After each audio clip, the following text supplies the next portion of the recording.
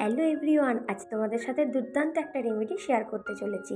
তোমরাও এভাবে লাগিয়ে দেখবে, ভীষণ ভালো রেজাল্ট পাবে। তো প্রথমে দেখতেই পেলে আমি এক নয়নতারা গাছের পাতা আর জবা ফুলের পাতা আর এই যে কারি পাতা গাছ, এই কয়েকটা পাতা ছিঁড়তে গিয়ে ডালটাই ভেঙে ফেললাম। তো যাই হোক, কি আর করা যাবে।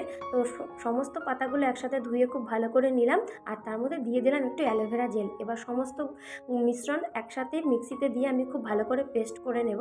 তো চলো পেস্ট করে নিচ্ছি। পেস্ট করে নেওয়ার পরে একটা বাটিতে আমি কিছুটা ঢেলে নেবো, যেহেতু আমার কাছে অনেকটা পরিমাণে হয়েছিল, আর কিছুটা তুলে রেখে দেবো ফ্রিজে। তো তোমরা চাইলে পরের দিনও সেই বাকি বেঁচে যাওয়া অংশটুকুনি দিতে পারো। তো যাই হোক, চুলে লাগানো হয়ে গেছে এবং আমার শুকনোও হয়ে গেছে। তো শুকনোর পরে স্নান ধান করে দেখো বেরিয়ে পড়লাম। তো খুব ভালো করে চুল আঁচড়ে নিলাম, ভেজা চুলই আঁচড়াচ্ছি, তবু দেখো একটা চুলের গোড়াও ছিঁড়ে যায়নি, উপরন্তু চুলটাও ভীষণ সিল্কি হয়েছে। তো রেমেডিটা কেমন লাগলো অবশ্যই আমাকে কমেন্ট করে জানাবে, আর ভিডিওটা কেমন লাগলো সেটাও জানাবে। নতুন যারা আমাকে সাবস্ক্রাইব করবে। তো চলো টাটা।